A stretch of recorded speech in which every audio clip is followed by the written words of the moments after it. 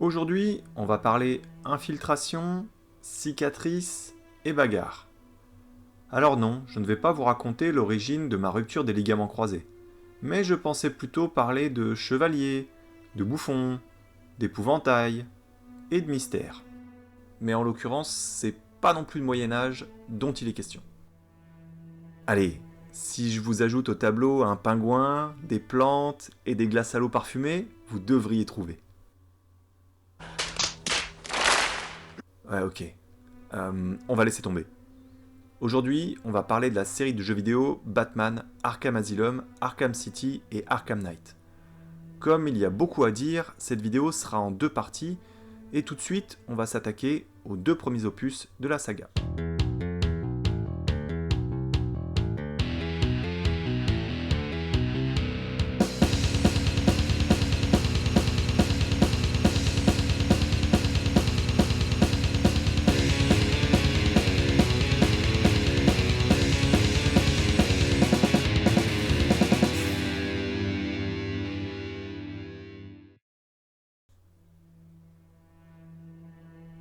Nous sommes à la fin des années 2000. Les jeux vidéo centrés autour du Chevalier Noir de DC Comics n'ont pas une super presse. Les premières adaptations ont plutôt laissé de bons souvenirs aux gamers, mais les dernières sorties Batman Forever ou Batman et Robin ont gravement abîmé l'image de marque du héros sur les consoles. Bref, si je devais vous parler de Batman Forever en deux mots, je dirais... Et même l'adaptation de Batman Begins, sortie en 2005, n'arrive pas à rattraper le tir. Ça n'a pas été facile de m'en remettre. Ne pense pas que je n'ai pas essayé. Au moment où Eidos Interactive contacte la petite boîte de développement qu'est Rocksteady pour un nouveau projet d'adaptation de Batman en jeu vidéo, la pression est immense.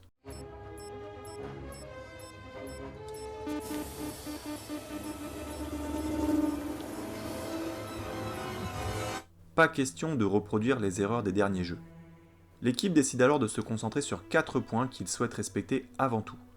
Les déplacements et le combat d'une part, et d'autre part, l'aspect plus grand détective du monde et l'aspect prédateur alpha. Avant même de penser à une histoire ou des visuels, ils réfléchissent aux meilleurs moyens de permettre aux joueurs d'incarner le Chevalier Noir. Afin de s'assurer d'une cohérence avec tout ce qui existe déjà et de respecter l'univers de Batman, Sefton Hill, le réalisateur du jeu, et Paul Crocker, le scénariste, vont chercher un allié de taille en la personne de Paul Dini, qui a déjà adapté le célèbre justicier de Gotham au petit écran avec l'excellente série animée des années 90.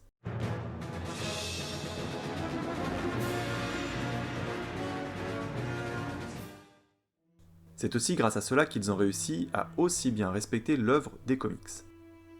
Graphiquement, la volonté est de travailler l'environnement de manière hyper réaliste en faisant en sorte qu'il raconte une histoire, que l'évolution du scénario et du super-héros au fur et à mesure du jeu soit aussi perceptible à travers les différents bâtiments parcourus. Un peu comme des changements de niveau dans un jeu de plateforme. Quant aux personnages principaux, en comparaison aux personnages de second plan, ils sont plus stylisés, tout en faisant en sorte de les rendre crédibles. Jim Lee, dessinateur ayant déjà travaillé sur le personnage de Batman, et Carlos D'Anda, tous deux du studio artistique Wildstorm Productions, aident à parfaire l'apparence des différents protagonistes. Et certains de ses adversaires permettent à Rocksteady de développer des axes de jeu plus spécifiques, comme l'homme mystère obligeant le super détective à user de son intellect plutôt que de ses gadgets ou de ses muscles, ou encore, ils amènent le joueur à revoir complètement son gameplay lors des phases d'hallucination causées par l'épouvantail.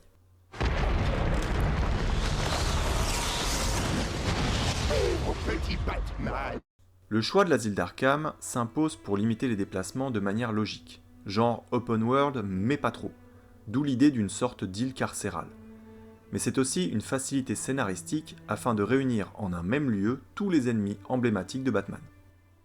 Le scénario de base est simple mais diablement efficace pour réunir tous les éléments permettant de s'immerger dans le monde du Chevalier Noir et de mettre à profit les différentes phases de gameplay. Batman a, une nouvelle fois, capturé le Joker et l'amène à l'asile d'Arkham où tous ses hommes de main et Harley l'attendent bien sagement. Mais le Joker parvient à se libérer de ses entraves et, avec l'aide de sa psychiatre déjantée préférée, il disparaît dans les tréfonds d'Arkham en libérant tous les prisonniers. Tout était planifié. Batman n'a plus qu'à remettre de l'ordre dans tout ça. Là où l'équipe a réussi un exploit, c'est dans la progression du jeu qui, au-delà de son scénario, nous propose à travers les énigmes de l'homme mystère des side-quests intéressantes et immersives. Arrêtez de faire ça dans les jeux, c'est insupportable. C'est absolument pas intéressant, ça casse l'immersion. Pour moi, c'est vraiment juste mettre de la sciure dans la soupe pour faire grossir la durée de vie. Mais là, pourtant, dans Batman, ça marche. Au niveau du gameplay, une des nouveautés qui ravit les joueurs, c'est ce que les développeurs ont appelé le Free Flow Combat. Ce combo de coups permettant de se débarrasser d'un grand nombre d'adversaires de manière extrêmement fluide.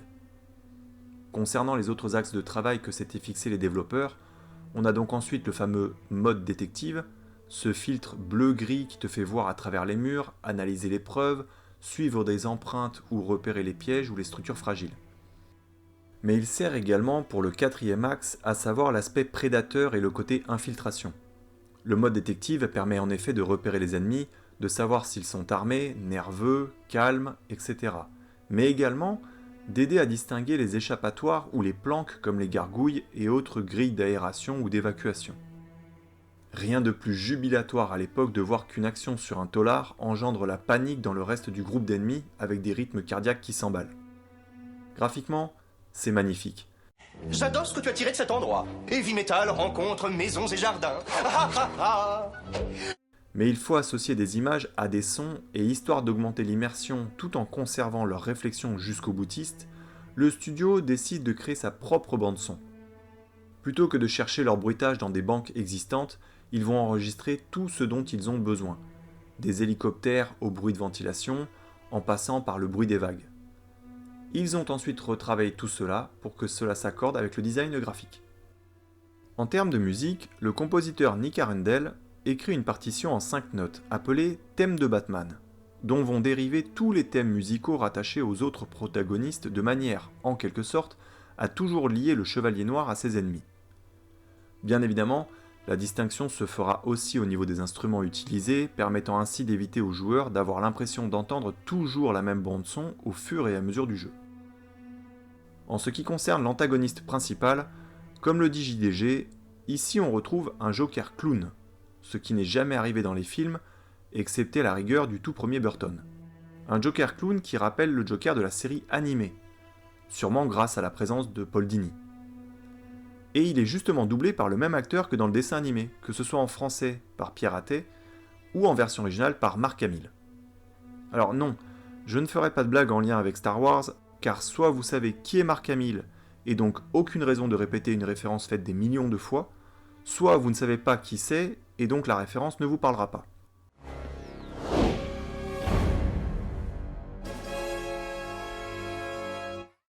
Donc, soit vous connaissez Star Wars et donc Mark Hamill, soit vous ne connaissez pas Star Wars et je me demande bien ce que vous foutez encore là.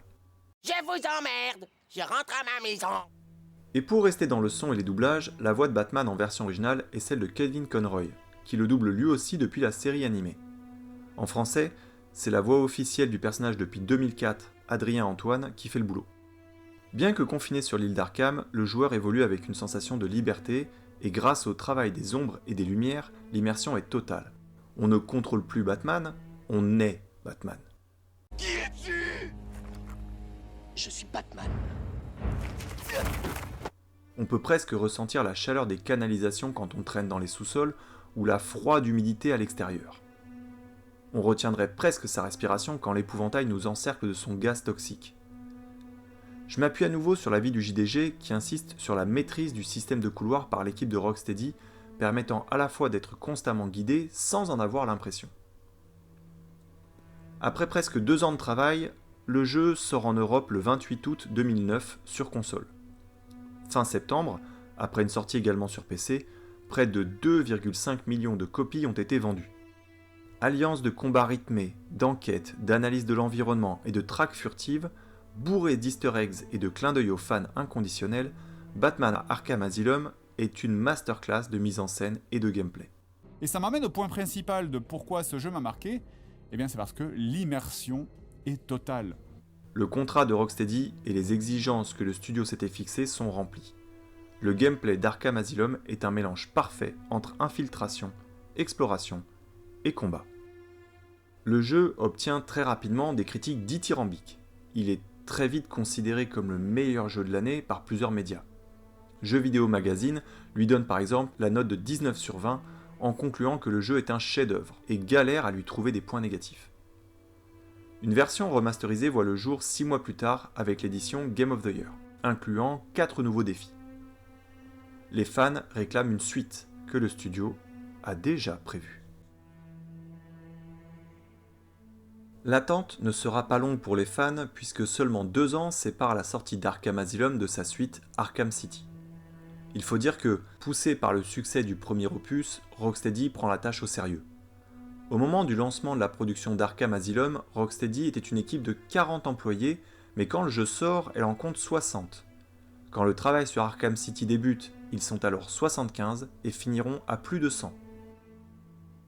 Le studio se pose alors 2 questions. Comment proposer aux joueurs le plaisir qu'ils ont ressenti dans Arkham City, mais en open world cette fois-ci ? Et quelle histoire permettrait de réunir tous les dangereux sociopathes adversaires de Batman de manière cohérente, sans pour autant qu'ils ne forment une alliance que l'homme chauve-souris serait incapable de vaincre ? Les scénaristes tentent alors de garder l'esprit carcéral, mais en le délocalisant à ciel ouvert. Après les événements de l'opus précédent, l'asile d'Arkham et la prison de Blackgate sont vidés de leurs prisonniers et on les parque dans les bas quartiers de Gotham City, barricadés par d'immenses murailles, pour s'assurer que les fous furieux restent bien là où ils sont. Les criminels sont libres de faire comme ils l'entendent dans cette enceinte, et s'approprient donc des quartiers où ils font régner leur loi. Tout cela sous la surveillance du dérangé psychiatre Hugo Strange et son protocole 10. Le concept d'Arkham City était une super prison, murée et anarchique où les criminels étaient laissés libres de leurs actions. Nous voulions créer un environnement où tous les ennemis de Batman pouvaient interagir. Nous trouvions fascinant d'observer les relations entre Batman et ses ennemis, mais aussi la lutte entre ses ennemis. L'univers d'Arkham City est 5 fois plus grand que son prédécesseur, mais conserve les bases visuelles utilisées lors du premier opus, comme l'hyperréalisme, et l'idée de différencier visuellement certains quartiers, notamment en termes de couleurs. Ceci permet de leur donner une atmosphère propre, permettant aux joueurs de se repérer, mais également d'offrir aux ennemis de Batman des aires de jeu plus à même de leur correspondre. Concernant l'esthétique des personnages, les règles fixées lors de la conception d'Arkham Asylum sont respectées. Pablo Hoyos, illustrateur en chef des personnages, les résume à un réalisme sale, influencé par les proportions et l'esthétique stylisée des comics. Et, en parlant de personnages, notons ici la première apparition de Robin. Dans l'ensemble, Rocksteady garde tout ce qui a fonctionné du premier opus. Soit il le réutilise, soit il l'améliore, soit il l'extrapole, comme par exemple le nombre de défis lancés par l'Homme Mystère qui passe de 240 à 440. Mystère par là, mystère par-ci. Et avec l'agrandissement de l'aire de jeu, on ressent une sensation de liberté encore plus grande que pour l'opus précédent. La décision de replacer l'action au centre de Gotham plutôt que sur une île permet d'offrir aux joueurs un monde ouvert, dense, vivant, où chaque ruelle cache un secret, chaque toit offre un point de vue sur la folie de la ville. Visuellement, Arkham City présente une ville de Gotham froide, humide et rongée par la corruption. Les néons se reflètent sur les flaques, les gargouilles te regardent passer et chaque bâtiment semble raconter une histoire. C'est un monde où tu peux t'arrêter juste pour regarder la neige tomber sur les toits environnants, ou passer d'une ruelle silencieuse à un combat épique contre 8 gars déguisés en clowns. On va bien s'éclater à la machine. Non, pas ce type de clown. Non plus.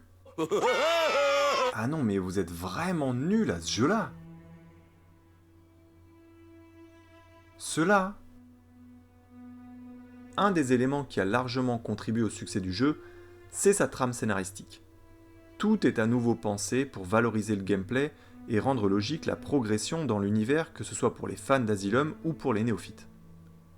Pour cela, Batman commence le jeu en tant que Bruce Wayne. Pas de gadgets, pas de costume. Puis, plus tard, afin d'ajouter un peu de tension et d'inciter le joueur à ne pas décrocher de l'histoire en se perdant dans les nombreuses side-quests, notre justicier masqué se retrouve contaminé avec un poison mortel. Il va donc falloir à la fois lutter contre le temps et la toxine qui se répand dans le corps du super-héros, mais également contre les différentes factions criminelles disséminées à travers la super prison à ciel ouvert. Et tout ça jusqu'à la conclusion de l'histoire. Sans vous spoiler, le jeu donne à tout fan de Batman un instant épique auprès de sa némésis, le Joker. It was all a lie. There's nothing wrong with you. Nice of you to say, but you of all people should know there's plenty wrong with me. Tout cela entrecoupé de coups de génie de la part de l'équipe, comme le combat face à Mr. Freeze, véritable leçon de game design où Batman ne peut utiliser 2 fois la même technique pour le battre, chaque attaque doit être inventive. Et dans la série On prend les mêmes et on recommence, vu que ça fonctionne, Nick Arundel revient en tant que compositeur, toujours secondé par Ron Fish. Batman Arkham City est plus qu'une suite, c'est l'apogée d'une formule. Un jeu qui réussit à mêler action, narration et émotion à une mise en scène d'une précision quasi cinématographique. Sorti à la mi-octobre 2011, le jeu devient une des ventes les plus rapides de l'histoire du jeu vidéo avec 2 millions d'exemplaires la première semaine. Au grand étonnement de tous, y compris les critiques de jeux vidéo, Rocksteady a réussi à faire mieux qu'Arkham Asylum. L'édition Game of the Year, sortie en mai 2012, fait fort en ajoutant 5 DLC à travers les personnages jouables de Catwoman, Nightwing et Robin, une douzaine de skins et de nouveaux défis. Mais surtout à travers les missions de la revanche d'Harley Quinn, qui ajoutent 2 heures de quête supplémentaires à l'histoire de base. Mais le plus grand défi des développeurs est à venir, car ils considèrent depuis un bon moment déjà que l'histoire d'Arkham doit s'écrire en 3 actes. Voilà ce que je peux vous dire pour l'instant sur ce qui est selon moi les 2 meilleurs jeux de l'univers Arkham. Je vous invite à écouter la suite de cette vidéo dans la deuxième partie. Si cette vidéo vous a plu, n'hésitez pas à la liker et à la partager pour m'aider à me faire connaître. N'hésitez pas non plus à la commenter, respectueusement, et à me donner un premier avis sur votre opus préféré ou la partie du gameplay qui vous plaît le plus. Enfin, pensez à vous abonner pour ne rien rater de mes prochaines sources de détente. J'espère à tout de suite pour la seconde partie, et sinon à très bientôt pour une nouvelle vidéo. Pour ma part, je vais me détendre un peu.